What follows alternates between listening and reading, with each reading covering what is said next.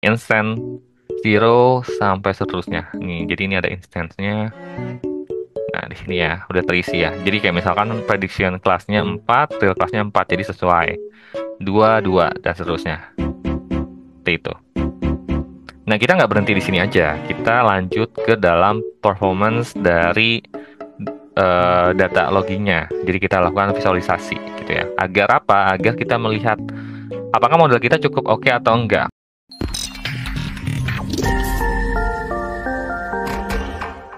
Halo semuanya, ketemu lagi di hari ini. Jadi hari ini kita akan melanjutkan pembelajaran kita terkait mastering end-to-end machine learning. Nah, fokus kita kali ini adalah bagaimana kita melakukan monitoring model. Kenapa hal ini penting? Karena kayak model kan terus berjalan nih dengan ada inputan data-data baru. Bagaimana caranya kita harus mengevaluasi agar apakah model ini harus dilatih lagi ataupun kita masih menggunakan model yang sama. Sama hal kayak misalkan sebuah alat gitu ya. Nah, alat kan misalkan kita harus evaluasi setiap hari di maintenance. Bisa jadi ada alat itu yang memang udah waktunya harus ganti. Kayak onderdilnya ataupun misalkan harus kita perbaiki, harus kita ganti oli gitu ya, dan sebagainya. Jadi itu penting di dalam environment di end-to-end machine learning. Nah, di kali ini kita akan coba lihat bagaimana sih kita melakukan monitoring model yang kita miliki. Karena kalau misalkan teman-teman perhatikan, kita udah mulai dari penyiapan data, terus habis itu melakukan penggalian data itu sendiri, melakukan penggalian pattern datanya, terus kita membuat model, kita evaluasi, terus kita deploy. Dan kita selanjutnya adalah kita coba mengevaluasi nih, apakah konsistensi modelnya udah cukup oke belum buat tahapan-tahapan ketika data baru lainnya masuk gitu ya. Nah, di kali ini kita ada dua hal yang akan kita pelajari. Yang pertama kita akan monitoring dengan pengecekan logging dari result yang udah kita buat gitu ya. Terus yang kedua adalah kita akan coba monitoring dengan visualisasi performance gitu. Maksudnya apa? Jadi kita akan coba bikin log gitu ya. Log itu kayak audit trail gitu ya. Jadi kayak mau sistem jalan, nanti ketika ada data baru dia ngesimpan, oh kalau data baru ini outputnya ini, data baru ini outputnya ini, jadi ada kesimpan. Jadi kalau misalkan kita mau ngecek historical prosesnya, itu bisa kita pantau dari performance-nya. Dari data-data tersebut kita coba olah ke dalam visualisasi sehingga kita bisa ngecek bagaimana performance dari model yang kita miliki, sehingga kita tahu bahwa model yang kita miliki udah cukup oke atau belum, seperti itu. Oke, nggak usah berlama-lama lagi, mari kita coba explore untuk sesi kali ini. Yuk kita explore. Oke, ini adalah machine learning life cycle yang mana teman-teman udah pelajari dari beberapa minggu yang lalu. Kalau misalkan teman-teman baru pertama kali nonton di video kali ini, aku udah jelasin dari tahapan kita menyiapkan data dan kita mendefinisikan goal dari model yang kita mau selesaikan gitu ya. Selanjutnya kita coba menggali dari dataset yang kita miliki dengan melakukan exploratory data analysis, yaitu atau disingkat EDA. Nah, dari EDA tersebut kita menyiapkan data kita agar ready to use. Kita akan melakukan namanya data preparation. Di preparation apa yang dilakukan? Kita bersihin datanya, kayak misalkan outlier-nya, terus kalau misalkan ada data-data yang missing, itu kita perbaiki. Itu kita udah bahas di sesi sebelumnya. Teman-teman kalau misalkan ketinggalan, boleh cek agar teman-teman paham the whole dari proses machine learning cycle itu sendiri. Nah, setelah data ready to use, kita akan melakukan namanya feature engineering.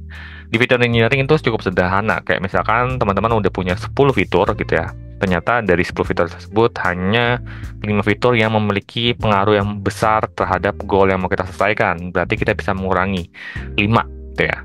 Jadi agak nggak usah terlalu banyak, karena kalau misalnya terlalu banyak fitur juga lama di proses modelingnya, jadi kita bisa mengurangi jumlah item fitur yang kita miliki. Ataupun kalau misalkan teman-teman mau membuat fitur baru, contohnya kayak aku punya fitur namanya tahun gitu ya, tapi aku nggak mau menggunakan tahun, tapi aku mau menggunakan usia gitu ya.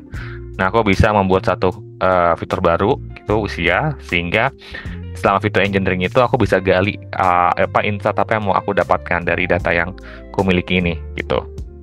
Nah, dari fitur engineering kan kita udah nyiapin data yang siap untuk dimodeling. Nah, setelah itu kita akan melakukan namanya proses model training dan model evaluation, di mana teman-teman menyiapkan beberapa model, kita evaluasi dari model-model yang kita miliki, dan menentukan mana model yang terpilih. Nah, itu aku juga udah bahas di video-video sebelumnya. Jadi teman-teman pastikan nonton juga di video-video sebelumnya agar paham terkait workflow dari machine learning lifecycle. Dan kita juga udah mencoba melakukan deployment gitu ya. Ini juga membantu membuat teman-teman nambah insight terkait bagaimana mendeploy model yang teman-teman miliki. Dan saat ini adalah masuk ke tahapan terakhir dalam proses workflow machine learning lifecycle, yaitu model monitoring. Apa yang dilakukan model monitoring? Jadi kalau misalkan kita udah punya modelnya kita udah di live production, itu nggak serta-merta model kita udah oke, kita tinggalkan gitu ya. Atau misalkan udah kita biarkan aja gitu. Kita dengan PD modelnya itu akan sustain per setiap tahunnya. Padahal nggak kayak gitu ya. Jadi harus adanya namanya maintenance. Itu yang dinamakan feedback loop. Maka that's why setelah model monitoring ini akan lanjut lagi ke proses secara berulang. Untuk apa? Untuk menggali lagi, barangkali ada insight yang baru muncul. Jadi kita latih lagi modelnya gitu.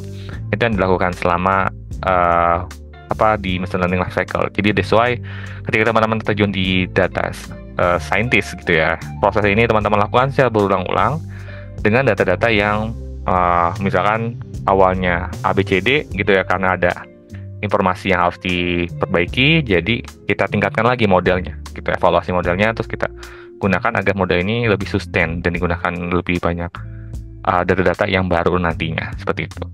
Nah, di model monitoring itu ada beberapa hal yang bisa kita lakukan, yaitu menggunakan logging. Nah, logging itu adalah, sesuai pengertiannya, adalah mencatat informasi, gitu ya, peringatan, error yang terjadi dalam aplikasi. Buat apa? Buat kita ketahui apakah aplikasi yang kita miliki ini ada something wrong atau enggak. Sama kayak halnya, kalau misalkan kita punya kendaraan, entah itu motor atau mobil, pasti nggak mungkin kita cuma isi bensin aja gitu. Ataupun kita baru motor baru nih misalkan, terus kita langsung keliling seluruh Indonesia, let's say kayak gitu, tanpa kita memikirkan bahwa memperhatikan indikator bahwa bensin kita udah habis gitu.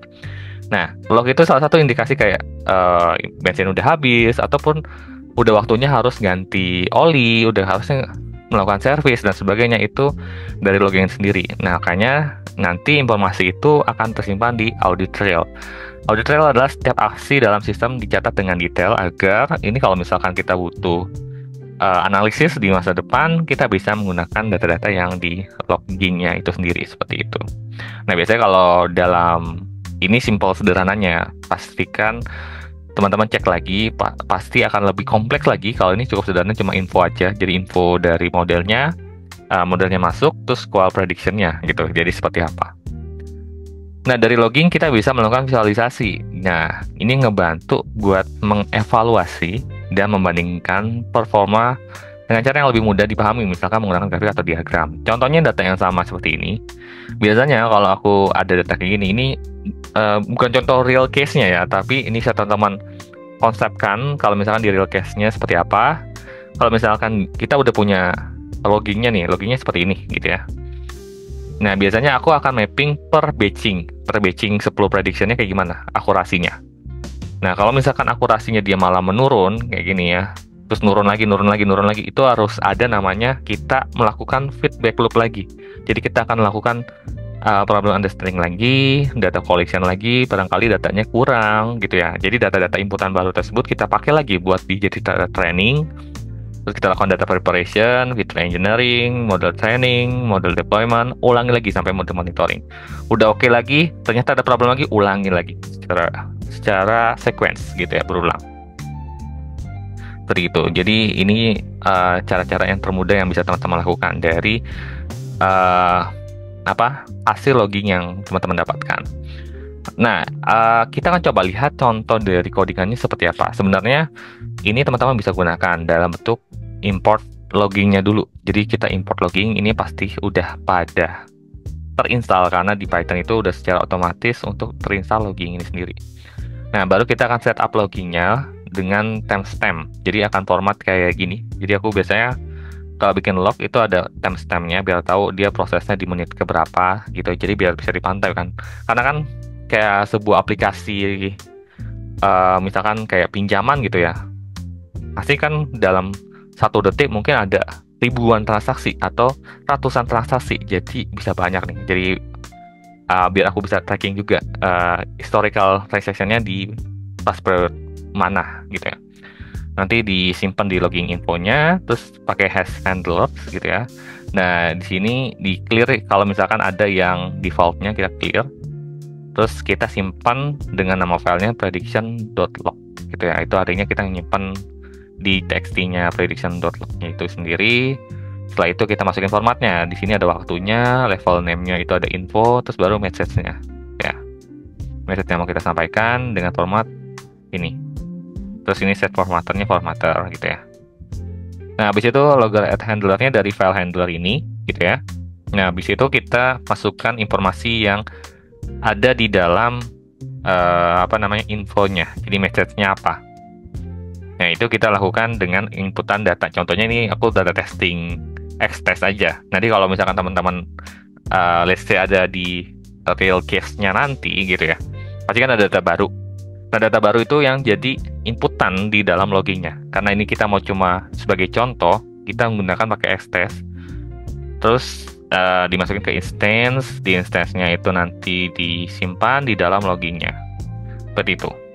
Once sudah tersimpan di dalam logging, itu kita bisa baca lognya ya, dengan seperti ini. Jadi kita baca lagi filenya, open filenya, terus aku mau simpan predicted classes-nya sama real classes. Buat apa? Nanti buat bikin batching performance-nya seperti apa gitu.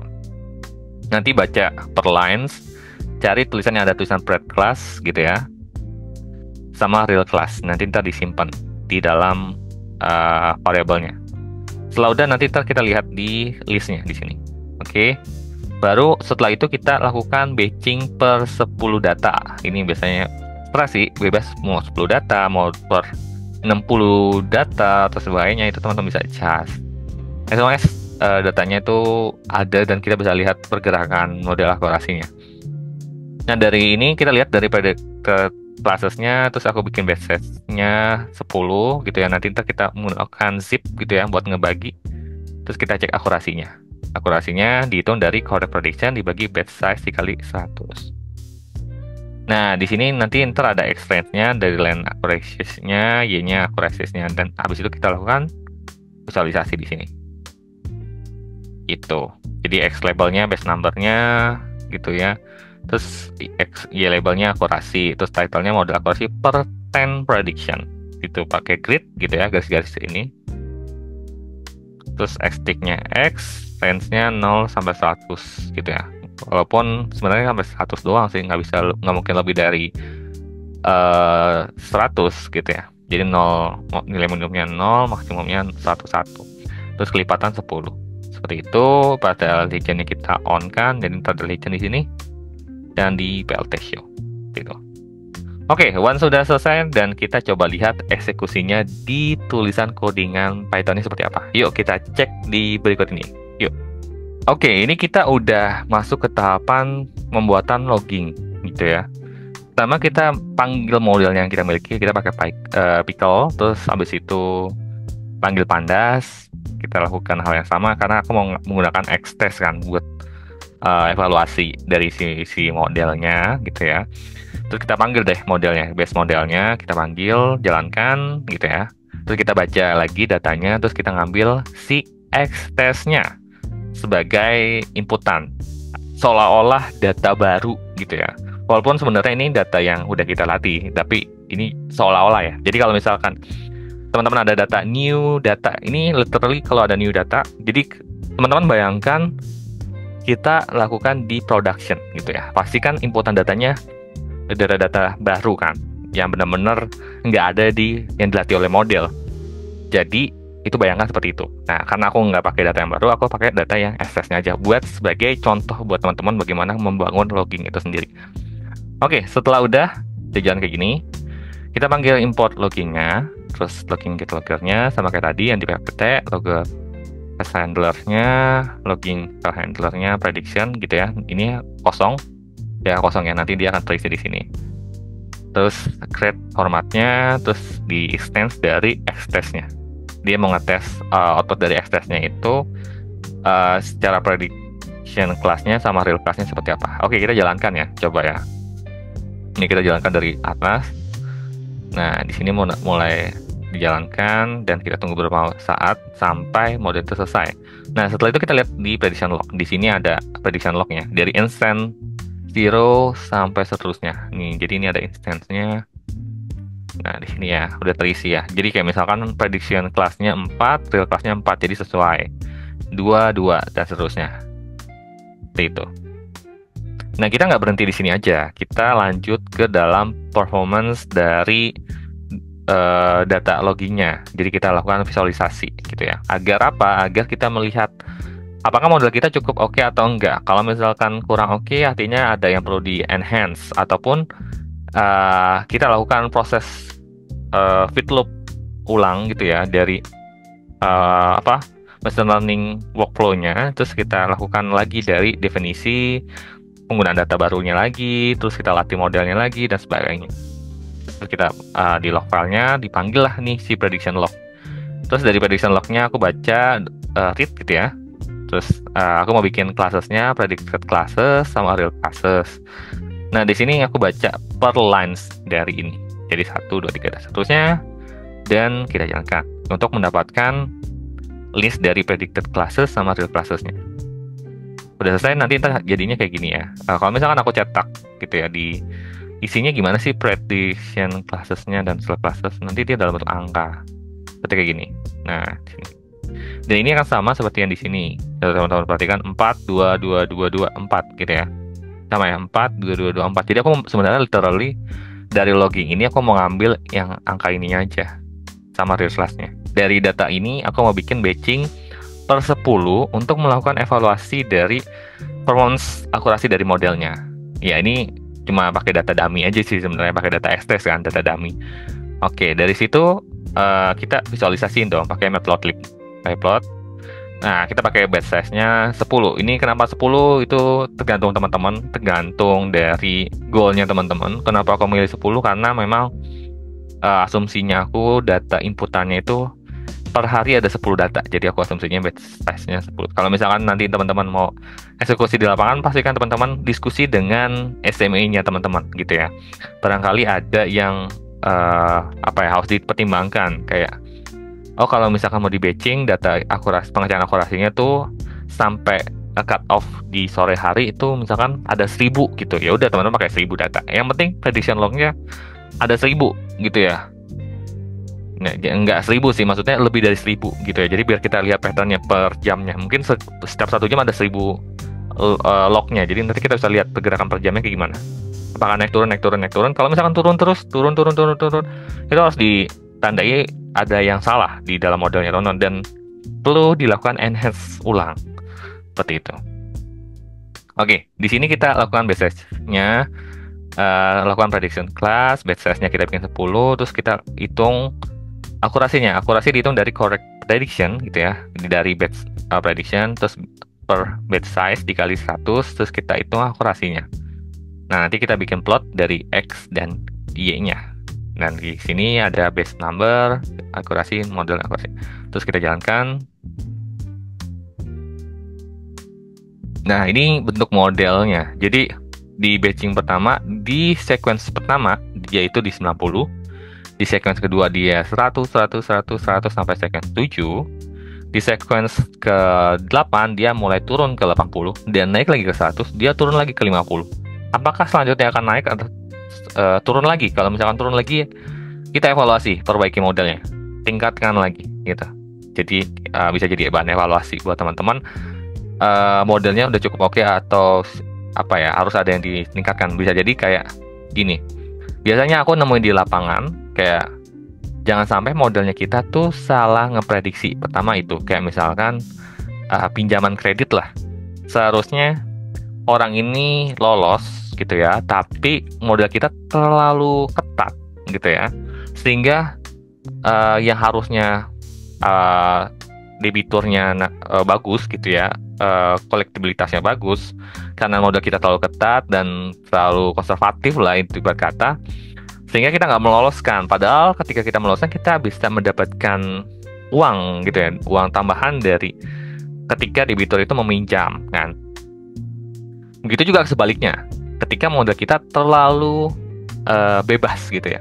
Artinya ada yang nasabah yang punya potensi gagal bayar, kita kasih pinjaman. Nah, itu kan jadi kerugian di sisi kita. Jadi itu perlu adanya namanya apa ya, kebijaksanaan lah ketika memutuskan apakah ini harus dilakukan feedback loop ulang dari machine learning workflow-nya atau gimana, atau ada yang perlu kita ulangi di part mana dari tahapan yang udah kita lalui. Barangkali ada yang terlewat seperti itu. Oke, itu dulu teman-teman terkait model evaluation di Python. Harapannya karena ini adalah workflow terakhir dari machine learning end-to-end-nya gitu ya, teman-teman bisa melakukan implementasi dan bisa menggunakan dengan dataset yang berbeda-beda. Aku contohnya pakai breast cancer, teman-teman bisa gunakan dataset yang lain kayak Titanic, ataupun dataset yang ada di secara publik bisa teman-teman gunakan dan lakukan hal yang sama. Kita coba, teman-teman coba evaluasi, boleh share juga di komen. Kalau misalkan ada isu atau problem boleh share aja, nanti barangkali aku bisa bantu teman-teman ketika menemukan case-case baru gitu. Dan bagi teman-teman yang baru nonton pertama kali di hari ini, pastikan teman-teman nonton di video-video sebelumnya karena aku udah bahas secara mungkin agak lengkap terkait machine learning workflow-nya secara end-to-end, mulai dari penentuan identifikasi goal-nya, terus penggalian datanya, terus sampai teman-teman melakukan video engineering, pembuatan model, dan melakukan evaluasi, dan dilakukan deployment, dan kita evaluation di sesi kali ini. Oke, itu dulu teman-teman untuk sesi kali ini. Semoga bermanfaat dan sampai jumpa. See ya.